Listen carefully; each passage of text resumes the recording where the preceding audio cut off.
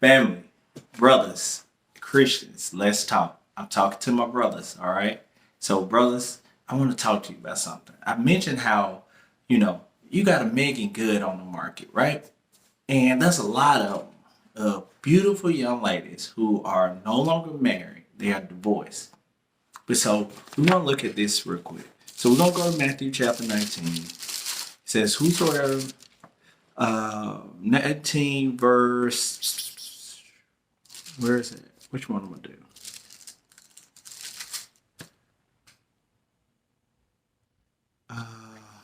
Okay, we'll do 19. And when the Pharisees had asked Jesus about divorce, right? And they said, well, Moses, what about Moses? He gave us a writing of divorce. And then he said, verse 8, and then he said unto them, Moses, because the hardness of your heart suffered you to put away your wife. But it was not from the beginning. It was not so. And I say unto you, this is Jesus talking, who I say unto you, whosoever shall put his wife, I say unto you, whosoever should put away his wife, except it be for fornication. That's the reason for the divorce, it's fornication. And shall marry another, committeth adultery. Whosoever marry her, which is put away, does commit adultery. If you say, oh, well, the way out of that is just adultery, right? Adultery, if adultery happened, then they got the right to remarry. Now, it don't mention remarry nowhere. It just talked about committing adultery. And the answer for the question was the reason for divorce, fornication. This one, Luke chapter 16, verse 18. He says, whosoever put away his wife and marry another, commit adultery. And whosoever marry her that is put away from her husband commits adultery. Now listen to this part, fellas, because this part I need you to hear. Whosoever marry her that is put away, that means a divorced woman. Whosoever marry her that is divorced and put away from her husband commits adultery. Because she's not free to marry anyone unless her husband died. If she's a widow, then is she free to marry someone else. But only in the Lord. What the heck? Okay, so again, I'm talking to Christian believers, right? Right? This, hold on, it's freezing. All right. So this is between Christian brothers, right? Like Christians, let's talk, bro. Let's talk, bro. Let's talk about this thing, right? So a woman that is divorced is not a single woman. Like, fellas, I need you to get that. Like, I'm working on the women, but I need you to get that. A divorced woman is not a single woman. And I want the women to understand that a divorced man is not a single man. They just divorced. They separated from their spouse, but they got the ability to reconcile and come back together in God's sight, because that's who matters more. Not you, not your attorney, not your judge. God, right? So God said they're not separated. They'll never, ever be separated unless one of them die. They are joined together, and what God has put together, nobody can take it apart. I don't care if they was young when they did it. Guess what? Those people used to get married at 14, 15. We live in the state of Alabama. You can get married at what, 15, 16? Back in the day. Sure, I think my mom got married at 15. Yeah. Yeah. So all this was young and all that. Yeah. That's an old tradition. That has always happened. So saying that's an excuse for today, oh, I didn't get to live life, and we was young and he wanted to go out and party and be with his homeboys, and me, I was young, I didn't get a chance to kind of live and do what I want to do. And so now I get some years for myself. I get to focus on me. Yeah, you do. And the problem is you probably get to focus on you for a lifetime because you don't have the right to marry somebody else. That's why I put a message earlier. Who gave you the right? You on your second marriage? You engaged? Then who gave you the right? Who told you could? Because God didn't say it. Don't say God put in a spouse in your life. God didn't bring these people in your life. You a liar and you ain't doing the truth. God has never said, there's nowhere in his word where God has brought you or said that you was okay to have a second spouse. That is not in this book anywhere. It says anybody who marries somebody else commit adultery against your first spouse. there is no second spouse as long as the first is alive. And y'all who going around here thinking that you giving wisdom, no, man. Come on, don't say that, bro. Like, come on, man. You making the women feel bad. No, I'm talking to you, brother. You supposed to be messing with these women. You ain't supposed to be messing with. If you're not dating these women for marriage, and you just out here dating to date, I don't know what you're doing. I don't know if that's Christianity. I don't think that's Christianity at all. If you're just dating women to date them without a purpose, without an intent to marry, you just leading towards sex. You tell me something else, but if it ain't leading towards marriage, if it ain't somebody you trying to work on finding your forever person, all this dating just to date, that stuff ain't godly, man. We'll save that for another video, but it ain't godly. But we'll save it for another video. I ain't saying it's sin, but it ain't godly. All right, but we'll save it for another video, all right? We're going to do this real quick. So when I was talking about the divorced women, man, it is some gorgeous divorcees out here. Look, the women can tell you, y'all want them. You know what I'm saying? Hey, what? That don't mean nothing. Because I ain't available. Look, you see this hand? I've been playing with it in the video. I actually went and bought this last night while I was at Walmart. This is a piece of rubber band, right? I was at Walmart and a woman approached me and said, "Do you have a woman?" And I was like, you know how the enemy try. But she came to the right one because I had been posting all these scriptures. I've been digging in these scriptures. I said, "No, I don't have a woman, but I'm not single. I'm a divorcee." And she was like, okay. So that means you're single. So that means you can have a woman. I said, "No, that means I'm a divorcee. I can't get with anyone else. The only thing I can do is reconcile with my ex. I can reconcile with my wife, or I could just die single." She's like, "Oh, you playing games. See, you just playing game with your ex-wife." And I don't know where they get that from. Like, me and my ex-wife ain't even having no communication. But they just assume that, oh, y'all must got something going on that y'all doing. No, it ain't none of that. My relationship is focused with God. See, y'all got to understand that 1 Corinthians chapter 7, when I've been posting this thing about the woman to the separated, it says, if she separate from her husband, told her, do not depart from your husband. But if you separate, because people going to do it, they're going to be hard-headed, they're going to do what they want. If you separate, God already had a clause in it. Let her remain unmarried. But if she wished to marry, let her reconcile with her original husband, right? And then it goes on at the end of it, verse 39, it talks about women, they're bound to their husband as long as he live. Only when he dies, she free to marry another, but only in the Lord, somebody who loves the Lord. But all of chapter 7 was talking about relationships, right? So if you get the time, go to 1 Corinthians chapter 7, where it talks about relationships. And it talks to single people. It talks to the married, to the single, to the widow, to somebody that has somebody and separated. And then it also talked to the married that's separated and divorced. And it mentions to the married, I say, not me, Paul, but the Lord says that a wife shouldn't separate from her husband. But if she do, let her remain unmarried. And if she wish to reconcile, let her get back with her husband. And husband, don't put away your wife. So it's the same thing with the wife, but reverse. He ain't supposed to be able to just leave her, get with someone else, and just be free to just go ahead and do what he wants. Because that's what they try to make it, trying to twist it like, oh, well, that's what the woman's responsibility is. She ain't got to leave her husband. But if the man leave, he okay. No, that's, God forbid. These folks are something else. They are something else. But what I wanted to read to you fellas was, okay, we got some Megan Goods out here, right? Right. Let me tell you a secret, a little bit of secret. Nobody know this. I think my ex know this.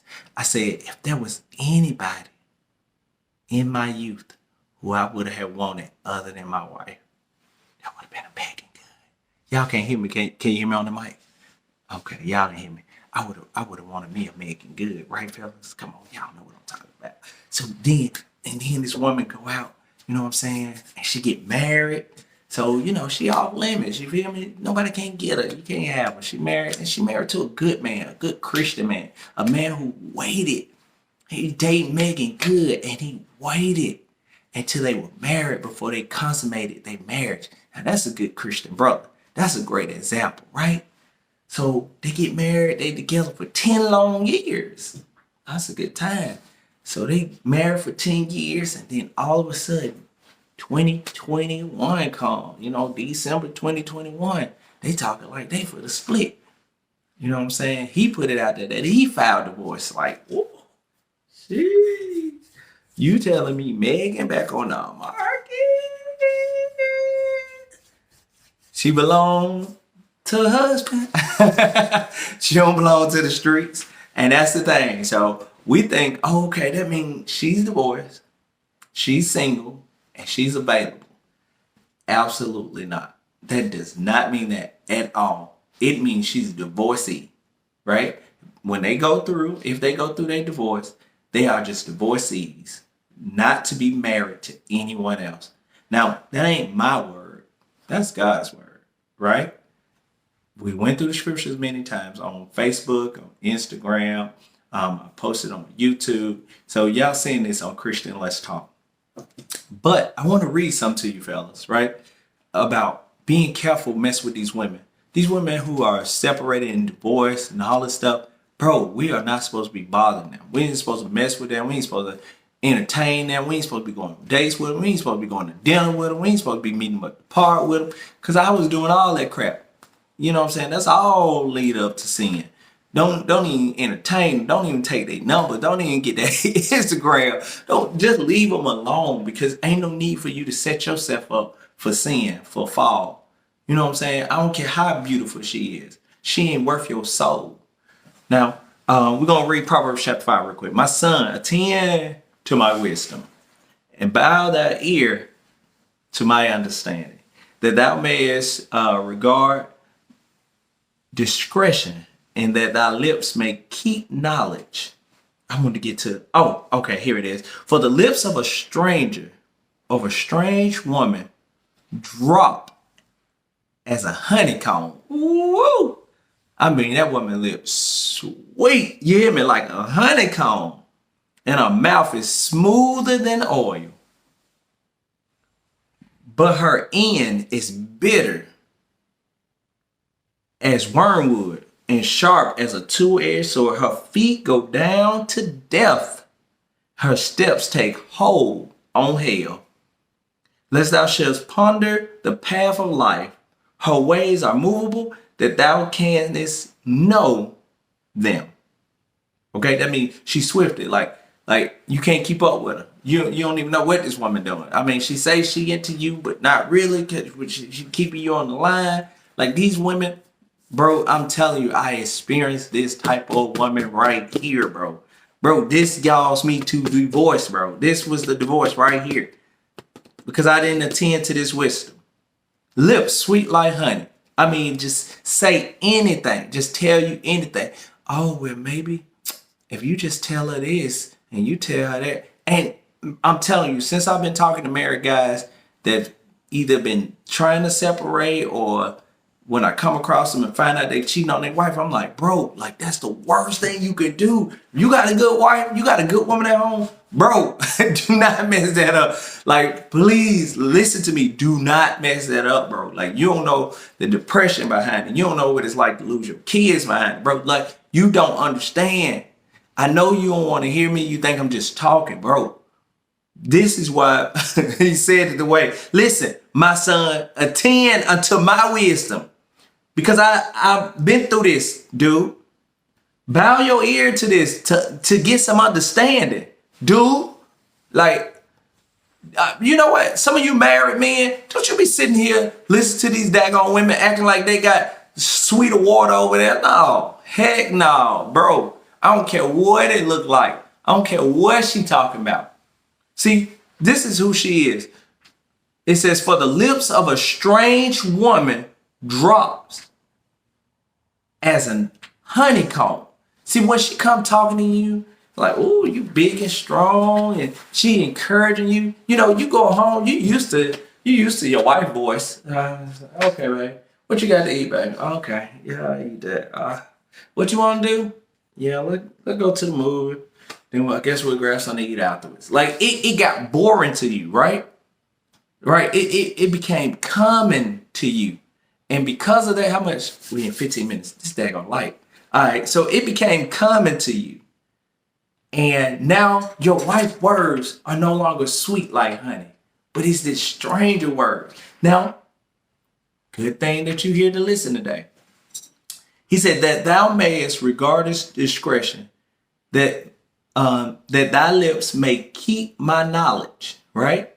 For the lips of a strange woman drops as a honeycomb, and her mouth is smoother than oil. I'm talking about, when I say smooth, they tell you what you need to tell your wife to do. Oh boy, I'm talking about, it is something else.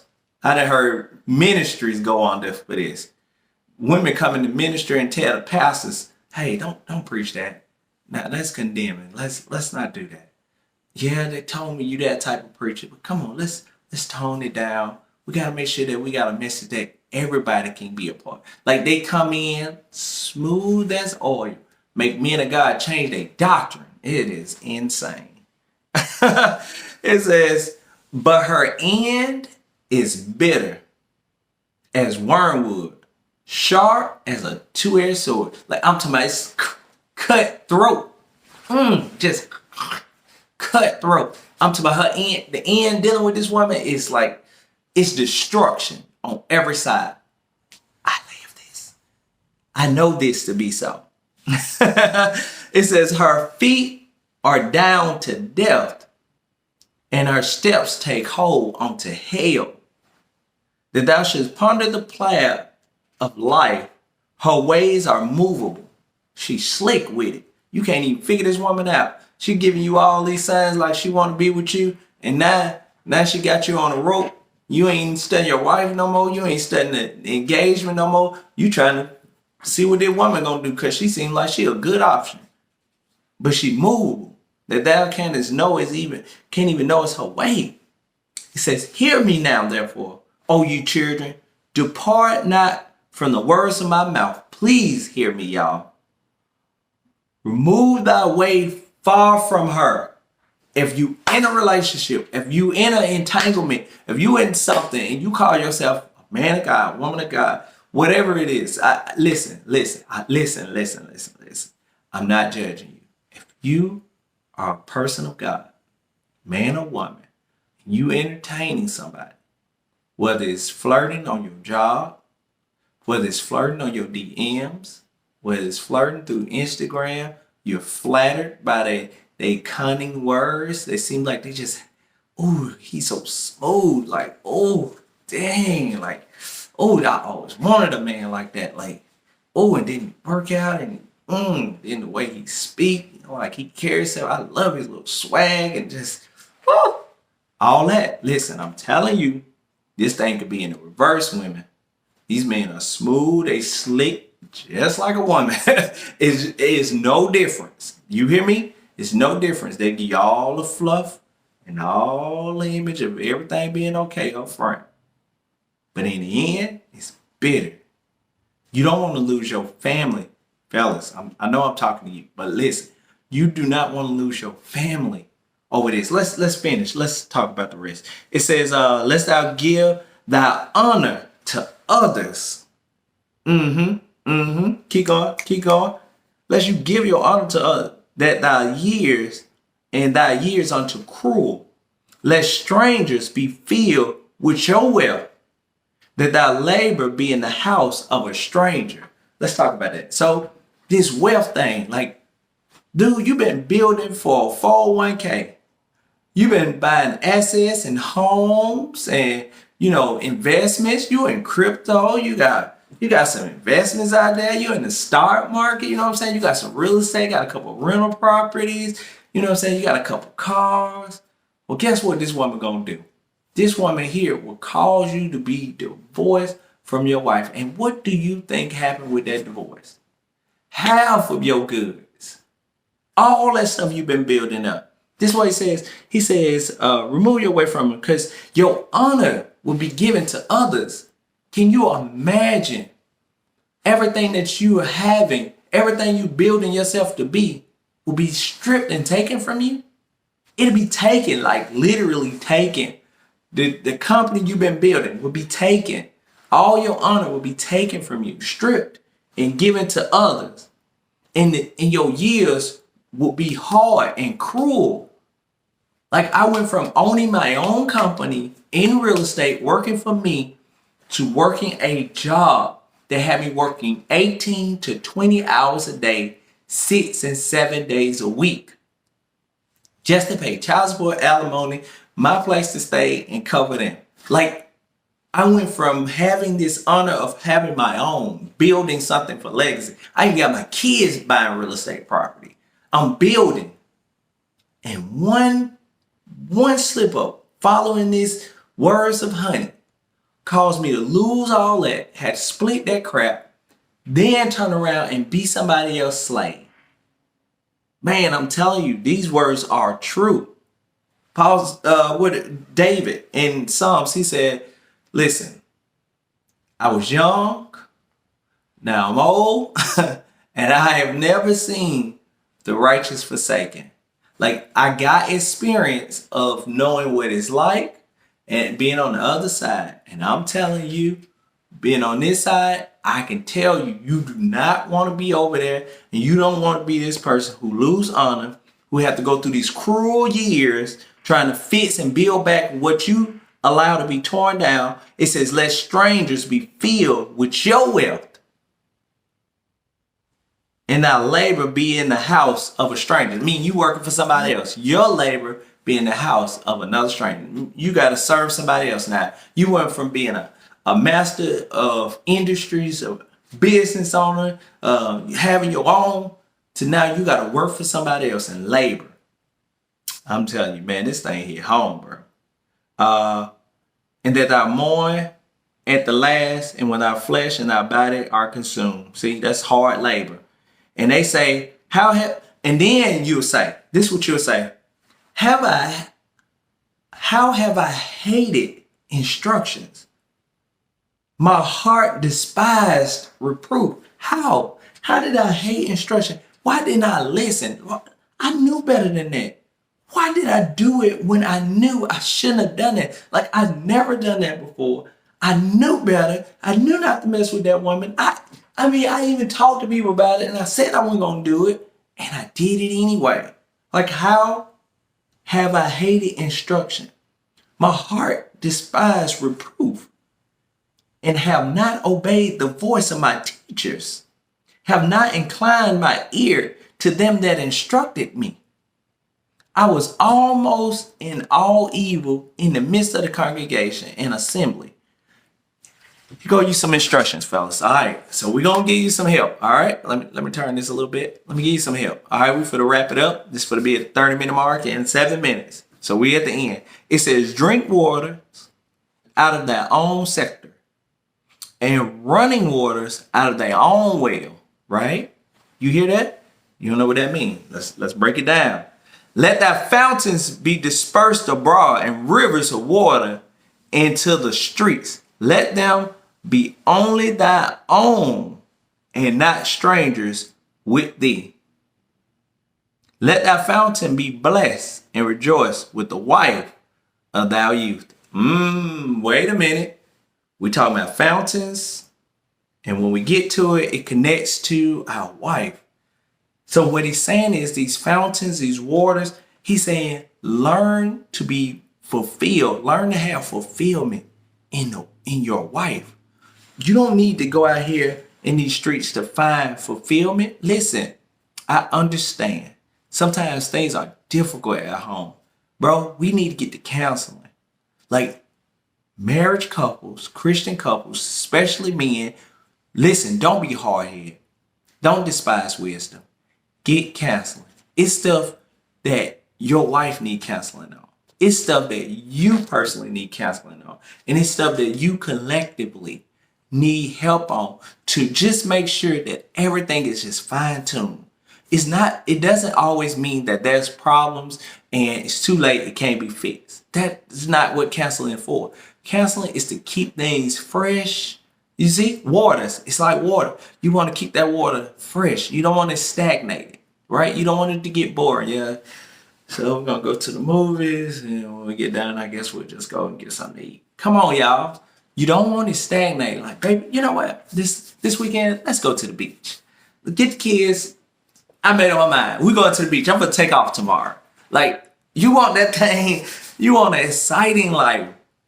You want to make sure that your wife cultivate home, and home is a great place for you. But what you gotta do is you have to set the precedence, right? You gotta, when you come home, you don't come home to lay your burdens down on that woman, right?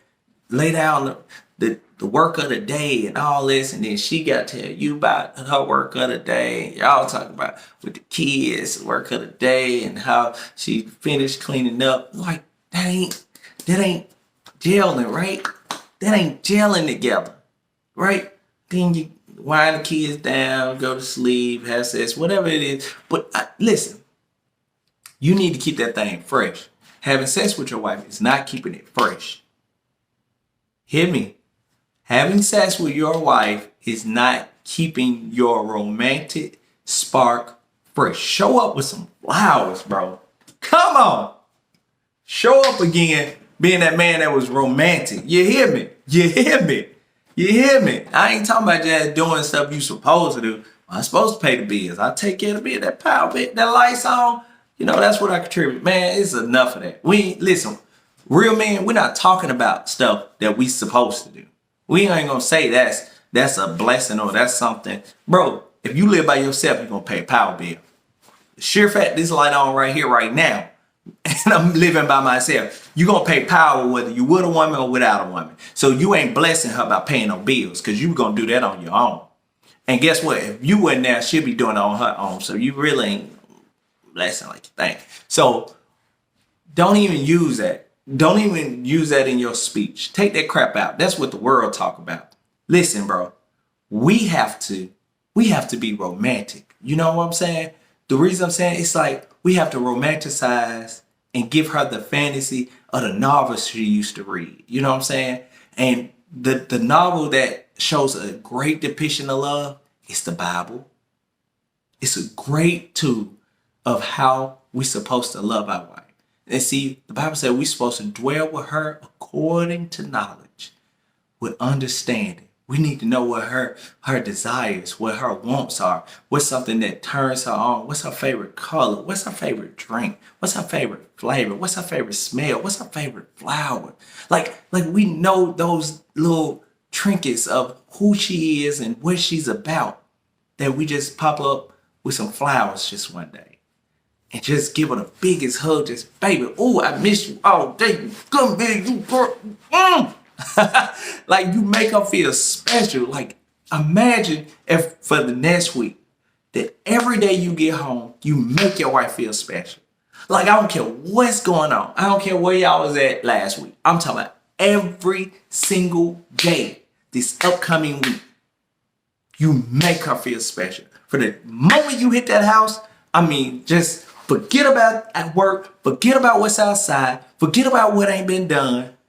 Make her feel special. In those few hours that you have her, make her feel special. And maybe it'll become a habit that you'll learn to be more like Christ. See, Christ loved this church. Christ ain't deceiving. He ain't leaving it. He ain't tired of it. He's waiting. He's patient with her. He's waiting for her to get her gown together so it could be without spot and wrinkle. So she'd be a perfect bride presented unto him. We got to get back to that. We got to romanticize these women. That's our wives.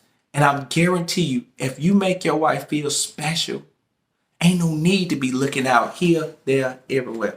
Ain't no need to be looking around for something else, because everything you need is already in your house. And you knew that. That's why you married her. You knew that. You know this woman is a great encourager. Yeah, you ain't motivated her anymore to want to encourage you. Oh, well, she never did that. She always been about herself. Well, dude, you married her, bro. and what you need her to be, that's why you get the counseling. But in the meantime, you can love on that woman. You got somebody to love on, bro. You love that woman. You give her your all every single day. It's not okay to not be an extravagant lover. Ooh, hey, fellas that's married. Look, put something in the chat. This what we're gonna put. We're gonna put an X in the chat. All right, we're gonna put an X in the chat. We want to be extravagant. I know it's over the E, but we put an X in the chat. All right, we want to be extravagant lovers this week, right? To those who live with your spouse and you got the opportunity to do this, do it, bro. Like, this is the challenge this week. Give me a big X this week to let me know that you took the challenge, that you listened to this message. And man, listen, I'm telling you, I pray that God bless you and your marriage, that it be like none you ever experienced. Like, at no time, dude, have you known since honeymoon phase. Like that God bless you exceedingly, abundantly. Like, dude, it can be awesome this week. Man, it can be awesome this week, dude. It can be awesome this week. How many of my fellas want an awesome week? Huh? How many of my fellas want an awesome week? So how about this? Take the time, figure your woman back out. Think of it, put it down, notes in your phone. Yeah, I think she like Dorito chips. Let me just put that down. Like,